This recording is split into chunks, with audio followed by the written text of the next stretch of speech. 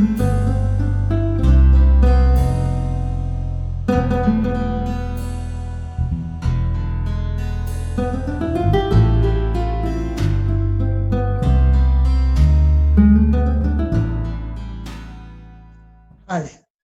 welcome to this short course on FPGAs. It is based on Chapter 4 of the third edition of a book called Circuit Design with VHDL, just released by MIT Press. I'll turn to the slides now. Here are the three editions, 2004, 10, and 20. So the presentation comes from this edition. I just want to give you a quick look at the contents. I have decided to do something a little different this time by including 4 review chapters with the purpose of obtaining a self-contained study. So during the VHDL course, the examples and exercise have theoretical support from these chapters here. So review on combinational circuits, review of sequential circuits, review of state machines, and review of FPGAs. Our job today is to present Chapter 4, Review of FPGAs. The presentation is divided into 7 parts, as shown here. First, programmable logic devices, what they are, what's the motivation behind them, a brief history of PLDs, configuration memory, how they are built, what the options are, and then the 5 traditional, let's say, classical architectures of PLDs: PAL, PLA, GAL, CPLD, and FPGA. But before I start, I want to acknowledge my gratitude to Stephen Trimberger and his 30-year experience with Xilinx for kindly reviewing this chapter. The reading of his paper listed here is highly recommended. Okay, so let's see a little bit about programmable logic devices. What is a PLD? I like to show my students this kind of a comparison. You look at electronic circuit or device, if you wish, and it might be non-programmable, meaning it always does the same thing. It can be software programmable, so the tasks are programmed, or it can be hardware programmable, meaning you can modify the hardware to do different things. In this case, you could have, for example, a NAND gate, like in this 74 device. You can have a D-type flip-flop and a huge, infinite list of devices or circuits that do always the same thing. In the second case, classical examples are microprocessors and microcontrollers, which run some software, so they'll do different things as the software commands them to do. Finally, if a device is programmable at the hardware level, then it is called a PLD. By the creation of VHDL was motivated by the need for programming this kind of device. At that time, there was every company had to come up with their own software for programming it. So VHDL was a way of standardizing it, and it was standardized by the IEEE. And there are 2 options, VHDL and Verilog. Both languages are official languages. All compilers support both languages. Later, they came up with another application for VHDL, which was very, very important, which is in the design of integrated circuits, digital integrated circuits, application-specific integrated circuits. So instead of drawing the circuit, the transistors, for example, as it was done before, you write your VHDL code and submit it to a specialized tool like those from Cadence or from Synopsys, and they will provide the drawing of the masks for you. That's very, very important. An example of PLD, this is one of the first cases called PAL. We're going to see details later. You have an AND array here, and we have an OR gate. So this is the multiplication layer, this is the sum layer, and the vertical wires run at different level compared to the horizontal wires. So they don't touch unless you program one of these little circles here. So here is an example. In this case, I have this connection established. So signal A will feed this gate. This signal B is going to feed it also. So the first term is A times B, binary multiplication, which is what an AND gate does, plus, because there is an OR gate here, in this case I have A prime or A bar if you wish, B prime, C and D. So the second term is A bar, A prime, B prime, C and D. So this is what this circuit does once you program it like is shown here. What's the motivation for FPLDs? In the 70s, and at least in the early 80s, this is how circuit boards looked like. A lot of small devices, many of them from the 74 series. So like the 7400 contains 4 NAND gates, the 7404 6 inverters, and so on. It's a huge collection of circuits of chips like this. So the motivation was, let's get rid of all these guys and replace them with a single PLD. We turn now to a brief history of PLDs. PLDs can be divided in 3 categories called simple PLDs, complex PLDs, and FPGAs. The 3 categories are here, and we want to know the architecture in each case, how the logic functions are implemented, the main configuration technology for the configuration memory, and finally, who introduced each case. Look at the simple PLDs first. We see that they can be subdivided into PLAs, programmable logic arrays, PAL, programmable array logic, same thing, and GAL, generic array logic. The PAL case we saw already before. It's here. So the functions are computed using an AND or array where only the AND part is programmable. The PLA is the same, but this part here, there are many of these gates, these blocks. This part here is programmable. And finally, GAL added to every output what was called by Lattice a macro cell. In the macro cell, you have a flip-flop. And that was a major improvement because these 2 guys here are only good for combinational circuits. Now with flip-flops, you could implement combinational and sequential circuits. So the G for generic makes sense. So that's a very nice idea from Lattice. This came in the early 70s. The other 2 from Signetics and monolithic memories came in mid 70s. For early 80s, I probably said the early 70s, but early 80s. CPLDs came next. First device came out in 1984. They were invented by Altera.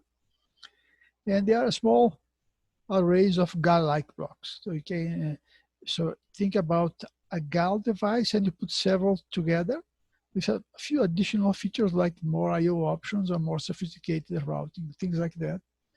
Still, the functions are implemented using an AND or array because it's just a GAL. Still, the memory configuration memory is EEPROM, the main option. The main option at that time was EEPROM, which is non-volatile, same as here. But in the early 2000s, Altera started replacing the original GAL CPLDs with the simplified FPGAs. You see that the AND or array was replaced with a lookup table, which is nothing but a small memory, which is an idea from FPGAs, but they kept a non-volatile memory, flash in this case. So from a user perspective, everything looks the same. So they target the same kind of application. The cost was about the same. So the user, from a user perspective, you don't know the difference. Altera still has 3 families in this, Max 2, Max 5, and Max 10. Finally, so this is the original invention, and this emulates that one. Finally, you had the FPGAs, which came about the same time as the CPLDs. The first device came out in 1984, like this one, and FPGAs were invented by Xilinx. And they introduced two major differences. First, the use of lookup table, a small memory, instead of an AND or array, and SRAM, non-volatile memory. And plus another one, small cluster, but a large number in a matrix, meaning a two-dimensional array here. So this 2D array, and they use SRAM memory, so which does not require a floating gate transistor like here. So that means an unconventional fabrication process. This idea took full advantage of the progress in CMOS fabrication, which that doesn't happen with this kind of architecture here. And it's a linear architecture, and plus you have this non-conventional process. So these were two very, very important differences. Later, Actel came up with another idea of using an antifuse, meaning this is for an FPGA with non-volatile memory, and the antifuse, it was called like that because it is the opposite of a regular fuse. A regular fuse does what? It when you hit it, it breaks a connection. Antifuse, you hit the material, it changes its properties and it becomes conductive. So instead of opening a connection, it makes a connection. That's why it's called antifuse. Another company that did another kind of antifuse was QuickLogic. Actel is now called Microsemi. Still a little later, several companies started building FPGAs with flash memory. So the last two, and I lost my, here it is. The last two are with non-volatile memory. This one's evolved. So this is the one that really has almost the entire market. So this is the original idea, the original invention is here. Okay. Here's the first device from Altera. It was called EP300. It was the first CPLD from 1984, I mentioned already. You can see here a little window covered with glass. And this means that the memory inside here is of EEPROM type, because you have to shine ultraviolet light for it to be erased before you can program it. And the second device here is XC2064 from Xilinx, also from 1984. You see that this one doesn't have this window, so you know it's already EEPROM technology. These two companies became the two largest PLD companies. The largest PLD companies, Xilinx, here's on a chart from 2018. You see that Xilinx has 51%. Intel has, Altera was bought by Intel a few years ago. Intel has about 36, so together they have over 85%. Okay, we turn now to configuration memory. For example, say that we have this AND gate with 4 programmable interconnects here. This can be modeled as an array of switches, and the whole point is how do we implement this programmable switch here. So this is our configuration memory. This is a symbolic representation which says that the connection uses a transistor, a MOSFET in this case, of N-type channel. So if there is a 1 stored here, the transistor stays always on, so the two wires get connected. If we store a 0, the transistor remains always off and the wires don't see each other. This can be non-volatile, meaning if you turn the power off, it will keep the data. In that case, flash would be the most common choice, EEPROM in the past. Sometimes antifuse. Antifuse has no transistor at all. That's why I said symbolic. You can have one transistor, you can have two transistors, you can have no transistor at all. If it is volatile, it's always SRAM. Just to emphasize what I was saying, EEPROM, flash, and SRAM. So in this case, it's just to say, this is the technology, and we are using transistor or transistors to make the connection, or even no transistor at all. Okay, let's compare the configuration memory of CPLDs and FPGAs. In CPLDs, they are non-volatile. Remember the beginning, then flash. Non-conventional CMOS fabrication process because there is a floating gate transistor in neither one. So you need a special step in the fabrication process. In the case of FPGAs, it's volatile SRAM in nearly all devices. Conventional CMOS fabrication process, a big advantage. Only a few cases with non-volatile memory, configuration memory, flash or antifuse. So we have a problem here. In this case of volatile, SRAM loses data when power is turned off. So what happens to the FPGA? So the solution is quite simple. The configuration data is stored in a small, low-cost external non-volatile memory. The FPGA itself, it has a dedicated circuit for this inside it, fetches and places the configuration data every time the power is turned on. So that solves the problem. In the beginning, this looked like a major problem because the FPGAs were small. Now they are huge, and this part here is still relatively small. So and very low cost. They don't have to be fast. They don't. It's always they are always devices with old technology nodes.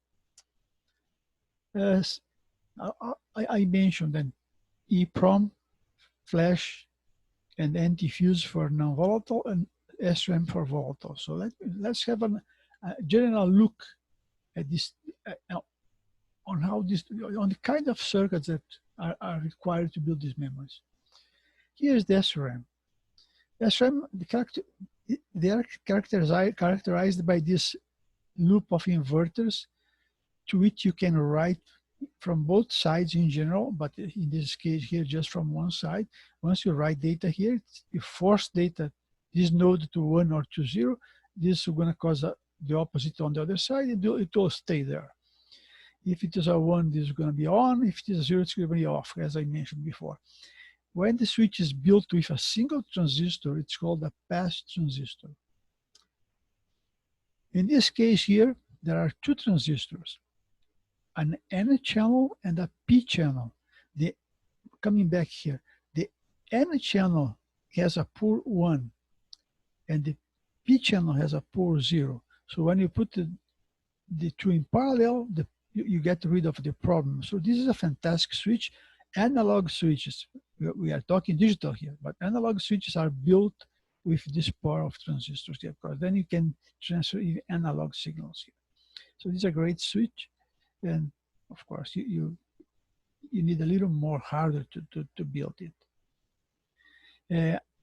But the actual FPGAs might have other additional transistors to make it safer for several reasons. So this is the core. This is the essence of an SRAM acting with a switch, acting together with a switch. So pass transistor or transmission gate switch. The EEPROM has what I mentioned before. There is a floating gate here. So you see, this gate here, which is normally polysilicon, is connected. This could be aluminum or copper to other places. Source here also, drain again also, and this guy here has no connection at all. It is floating in the middle of this silicon dioxide. And notice that there is a very, very thin layer here. And so the way this is for programming or for erasing this cell. So if you place a large voltage on the control gate here, there is a large electric field, and this is thin enough, 10 nanometers. for electrons to jump from here to here where they get stuck forever. If you want to erase it, you have to apply the inverse. This voltage is normally between 10 and 15 volts. If you wanted to do the opposite, you apply a negative voltage here, and it will repel it back to the conductive part of your device. Once, if you program your cell, it means you place electrons here. The threshold voltage becomes larger than the voltage that produces your logic 1. So this transistor will never be turned on. If you don't program it, means you don't send the transistors, you don't place electrons there, it will operate as a regular transistor. So it employs a floating gate, and by the way, it's in red. EEPROM has a selection transistor here, just to select which EEPROM transistor will receive the data that's placed in a wire that goes to many cells. In this case, you program and erase using tunneling. So a programmed transistor cannot be turned on, as I already mentioned. So remember, there is an additional transistor here for selecting the cell. So this could be this. So we have this. This is a floating gate transistor. If we place electrons here, after we have programmed it, we can apply a 1 to all of them. Those who have received electrons will never be turned on, so the connection will be open.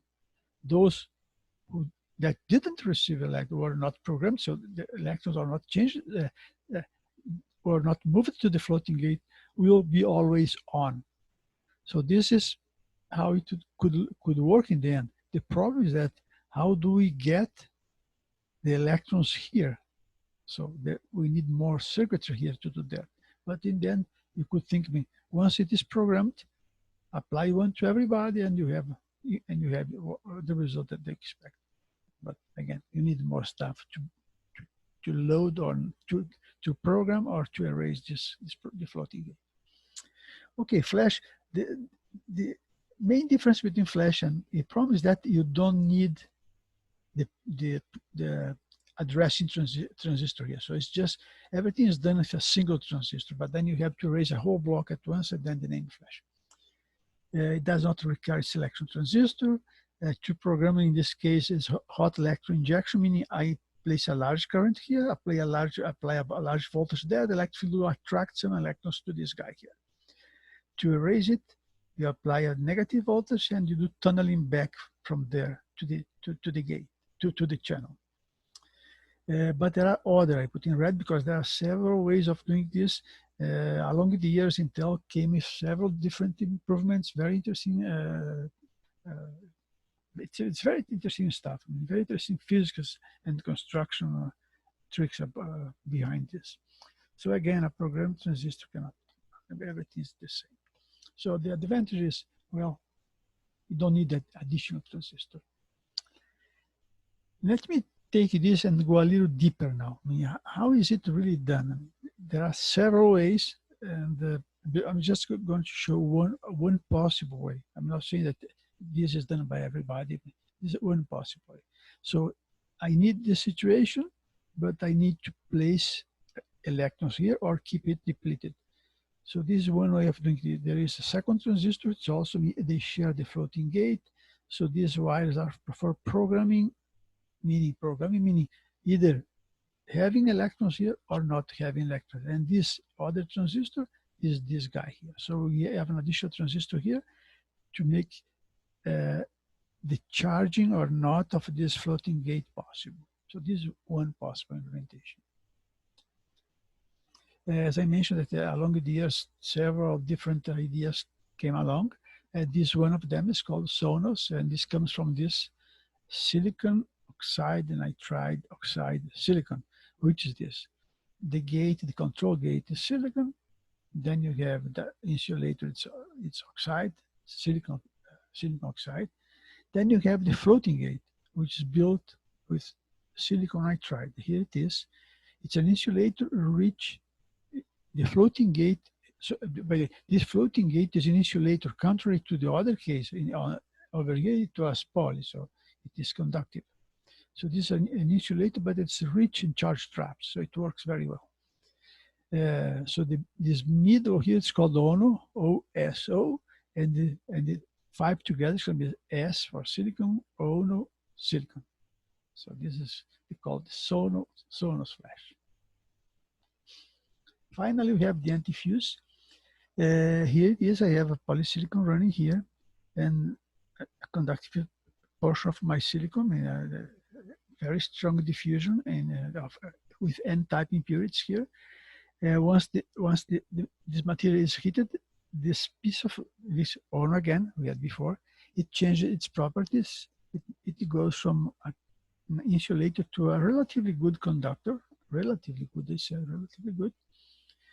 And in other words, you are making a connection between these two, this guy and this guy, by heating this material. And this current is between 1 and 50 milliamps typically. The final result between 100 and 500 ohms, so it's not a perfect contact. This depends on the area of this guy here, on the thickness, on how much current you apply, and so it depends. One interesting thing is that this is a very thin layer. So once you hit this guy, some of the impurity from the polysilicon and the N-type impurities from here will diffuse into this material, which will help reduce its conductivity. That makes a better contact. So, but this is the final result is typical in this range. I mentioned before that there is another option for the antifuse invented by QuickLogic that's very much different. That is between two metal layers, so it's more straightforward.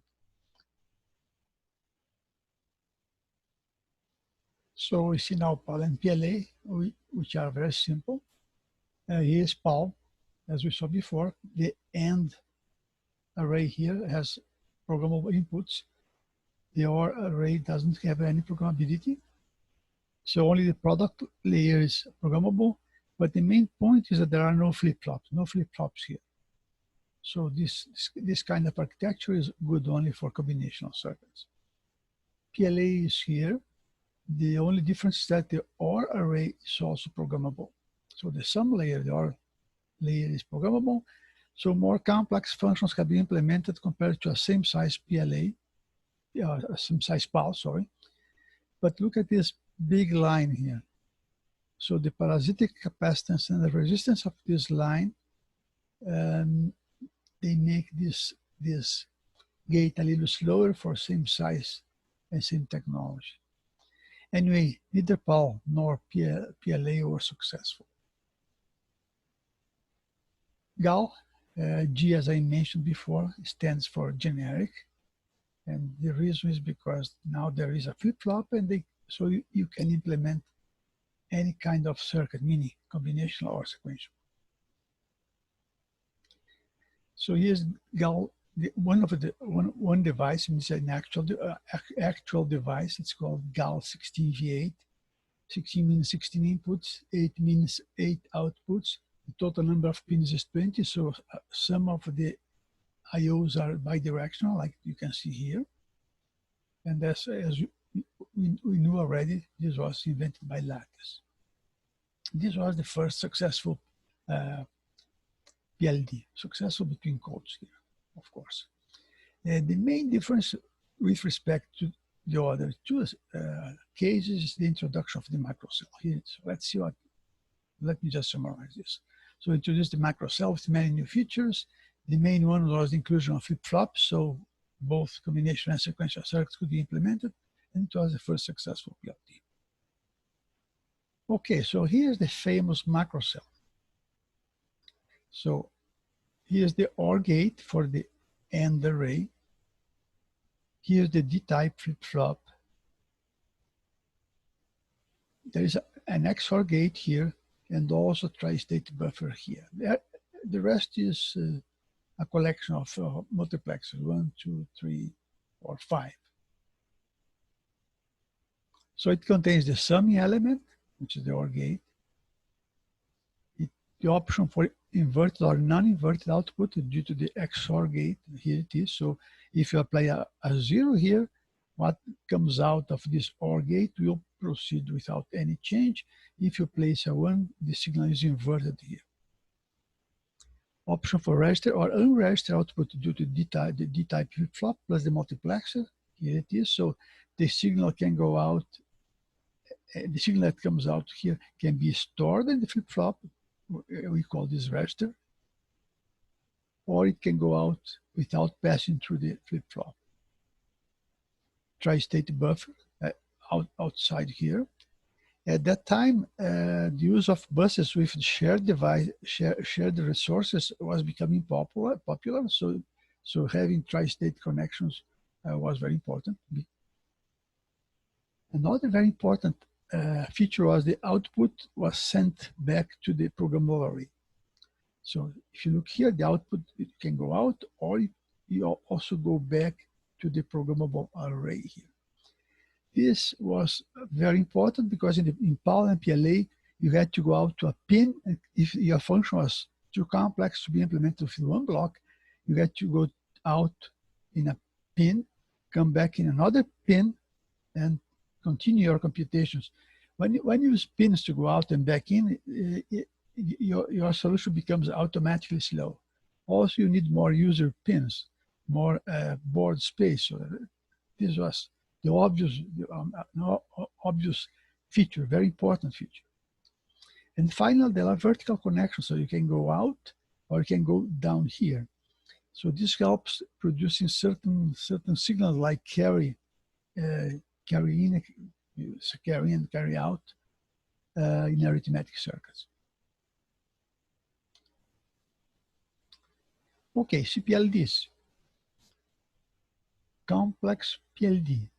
As I mentioned before, it's a collection. It started as a collection of GAL devices, and the microcell played a major role here. So it's a pile of GAL devices with a more sophisticated interconnect and control, and additional I/O options, and several voltages for your I/Os. So let's say a bigger and more sophisticated GAL in short. So a stack of GALs, non-volatile memory, flash in the last ones, more sophisticated routing, more I/O options. Technology, always older technology nodes, like for example, 180 nanometers. This kept the cost down. They targeted relatively small applications, low cost. So target the low to medium, more low than medium complex designs like glue logic, for example. So let's see the Xilinx and Altera CPLD families.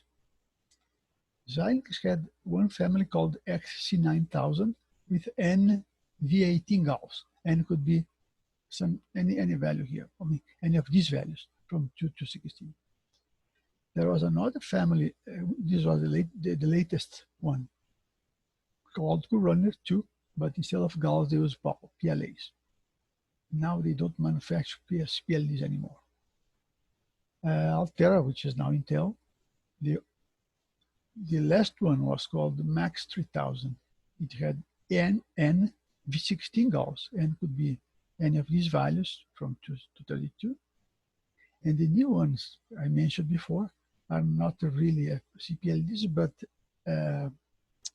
simplified FPGAs to which a non-volatile memory was added. So the families current fabricated are Max 2, 5, and 10. And here is what I already said. So the big conclusion is true. I mean, the original CPLDs are no longer manufactured.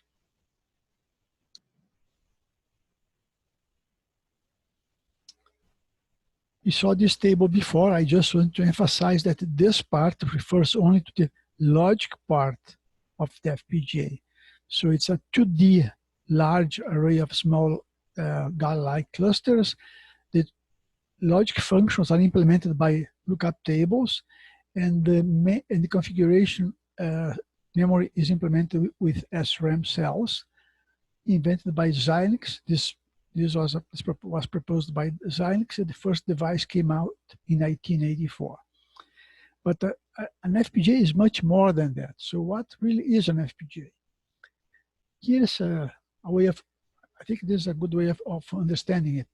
In the beginning, it was, as I said, it was a relatively large array of a 2D array. You see, this is a kind of matrix of logic blocks. But it had some additional features like user memory. It's normally you need memory to do digital designs. Hardware multipliers, so you could use, for example, for implementing DSP blocks, digital filters, for example. It has PLLs, phase lock loop circuits for multiplying the clock, dividing the clock, or cleaning the clock. And it had also several basic I/O options. Today, the logic block is much bigger. Transistors are much smaller, so you can fit many more transistors in the same space. You can see here, for example, we have about as a good example, 1.7 million lookup tables and 3.4 million flip-flops in this big logic block. Here are the same four cases, four features, additional features, but much more sophisticated now, in a bigger quantity also. But besides these features, now you have many other very complex features, like DDR memory interface for DDR2, 3, and 4 at 2.6 megabits per second, gigabits per second. And this one is a very, very new one. And if you are doing like, say, machine learning, this is a good way of going. It's a high bandwidth memory option that you have in some of the FPGAs. Expensive, unfortunately, but this is very useful. Transceivers, a non-return to zero or PAM4, this for lower speed, let's say 10, 12 gigabits per second, or PAM4 for up to 58 gigabits per second. Hard blocks for PCI Express, Ethernet, and several other interfaces. Hard ARM processors with dual or quad cores. High-speed, low voltage differential signaling inter-IOs, which I particularly find them very useful, and it's in a large quantity and also at a pretty good speed. A to D converters for high speed, 12 or 14 bits at 2 to 10 gigasamples per second. A very advanced clock management system. A large number of user I/O pins, can be over 1,000. So many very sophisticated features. So you can associate this to this complex, very powerful logic block to build many very sophisticated applications. In summary, it is a super logic array. That's where we implemented our circuit, a huge set of built-in state-of-the-art units and features which we can associate to our circuits, all fabricated using state-of-the-art CMOS technology, placed inside packages with many I/O options and many user pins. We saw over 1,000, supported by advanced and mature synthesis and simulation tools. Of course, without this one here, it would be virtually impossible to use such devices. The result is that the FPGAs are the most encompassing and most advanced device your money can buy today. From another angle, you could say an FPGA is a complex ecosystem fabricated using the latest technology and targeting all sorts of applications, complex applications, high-end applications like machine learning, real-time video processing, automotive, electronics, data centers, high-performance computing, and many more. A brief comparison to the previous device, which was CPLD.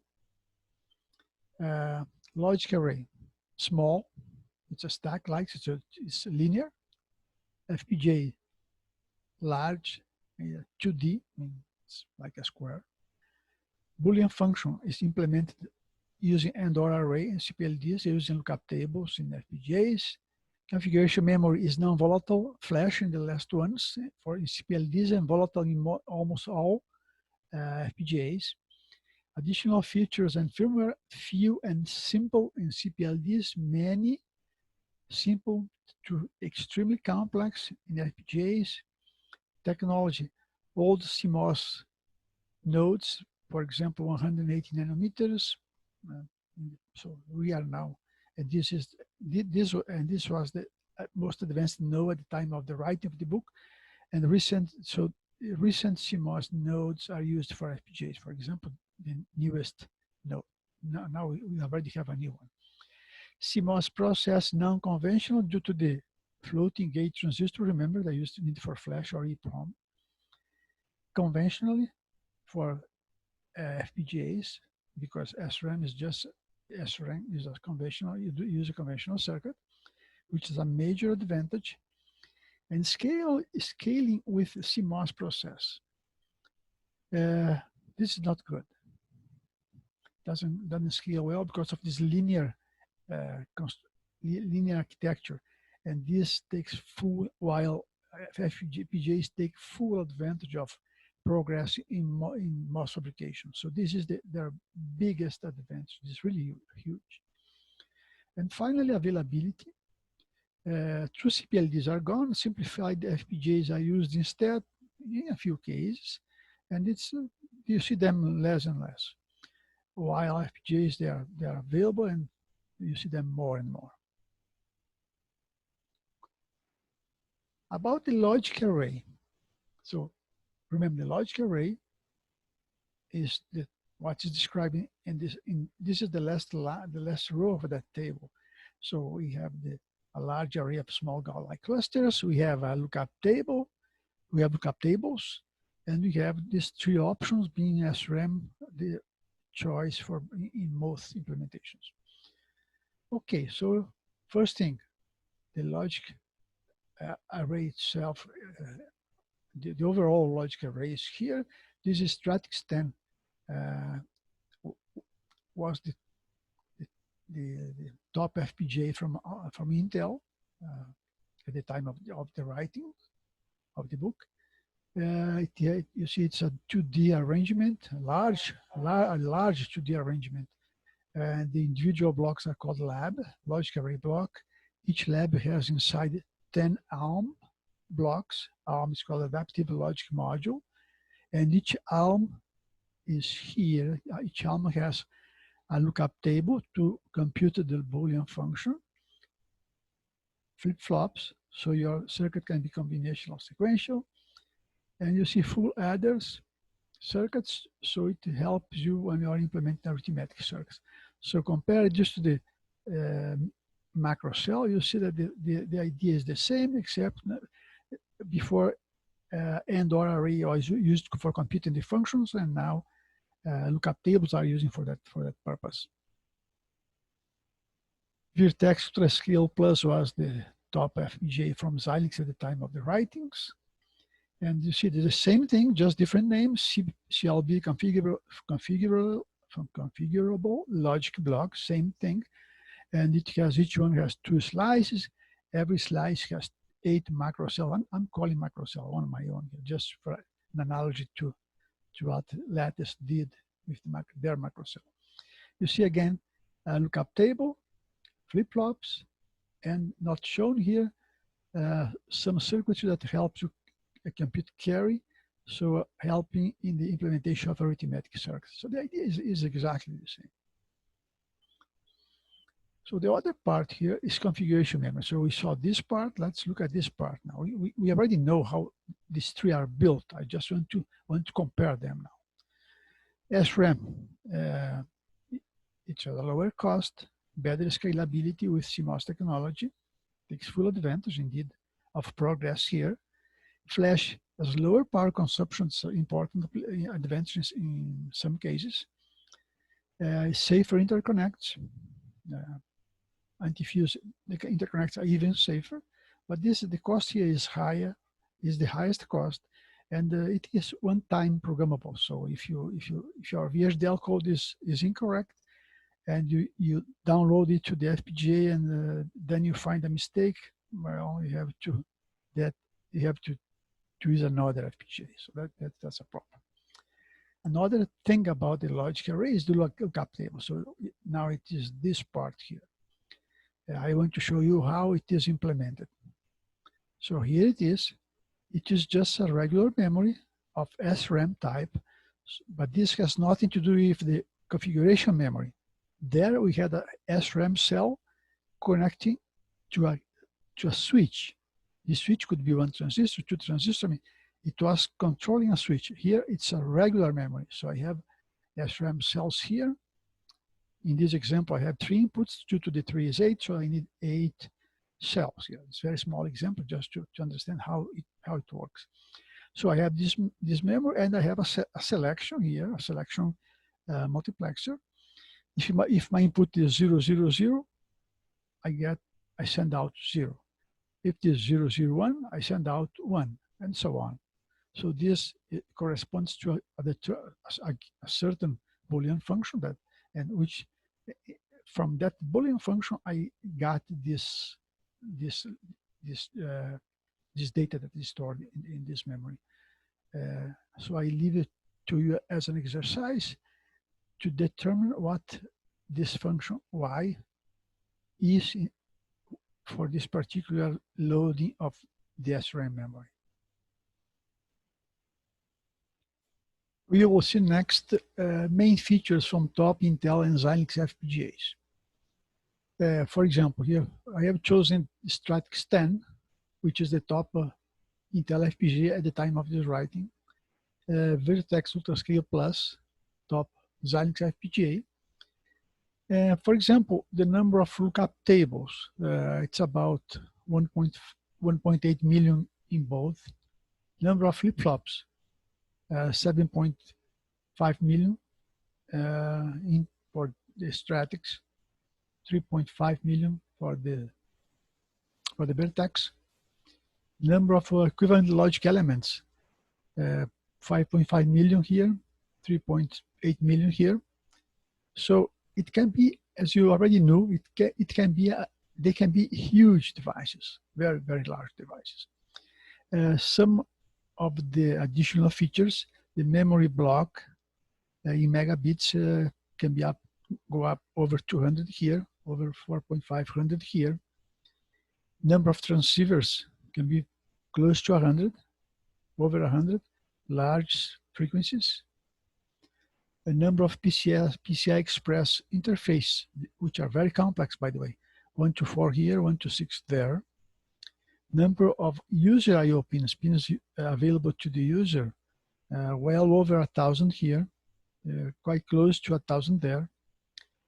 The core operating voltage, around 9.9 volts. The maximum clock speed, 800 megahertz. And I want to make a comment about this value here.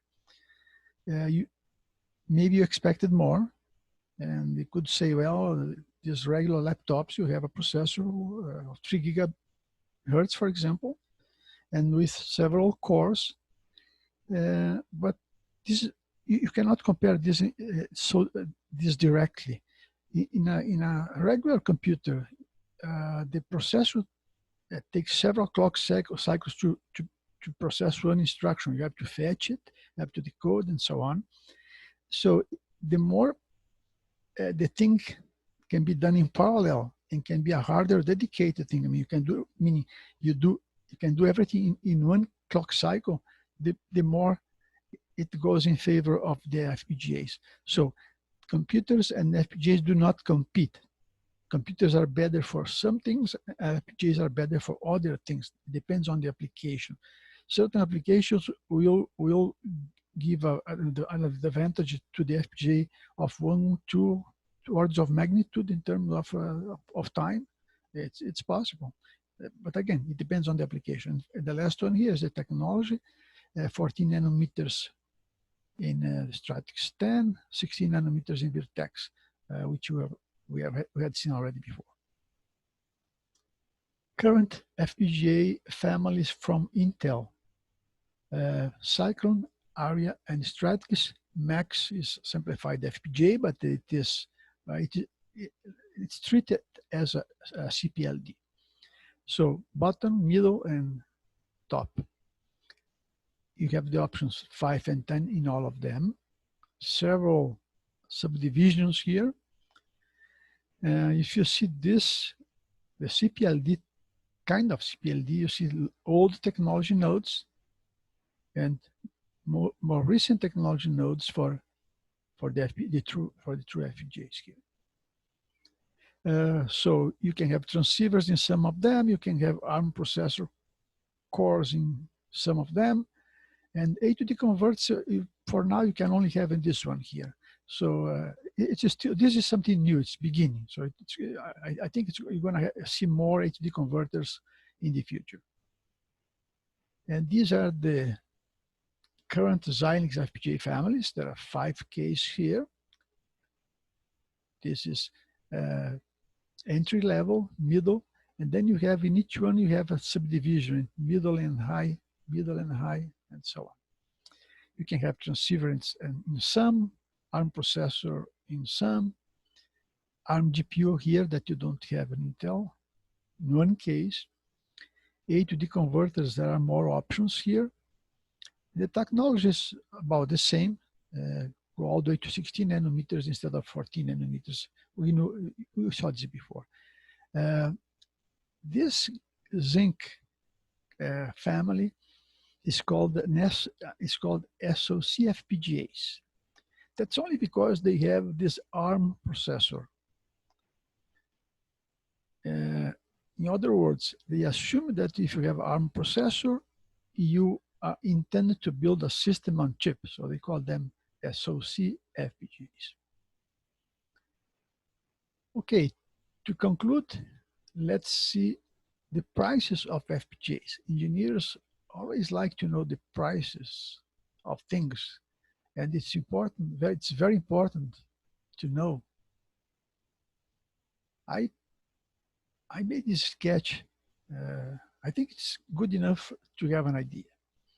So remember, Max is treated as a try to emulate CPLD, so they are right in the beginning here, from $1 all the way to $50,000 for one FPGA, not for one board, only for the FPGA device.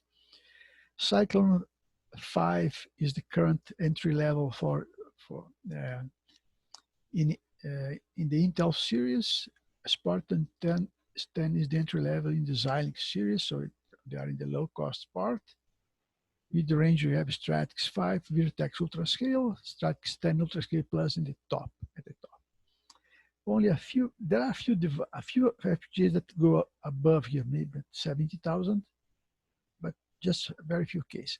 In summary, they can be very, very powerful, complex, large devices, but they can also be expensive. And since we are talking about prices, let me show you a couple of examples of boards that can be bought for under $100 for academic use. Here are 2 examples. This one has a Cyclone 5 from Intel. This has a Spartan 7 from Xilinx. They are entry level, but don't be fooled. These FPGAs can do very powerful things. So with this, we conclude our short course on FPGAs. But before I go, I want to tell you that you can get a free copy of Chapter 4 at this website.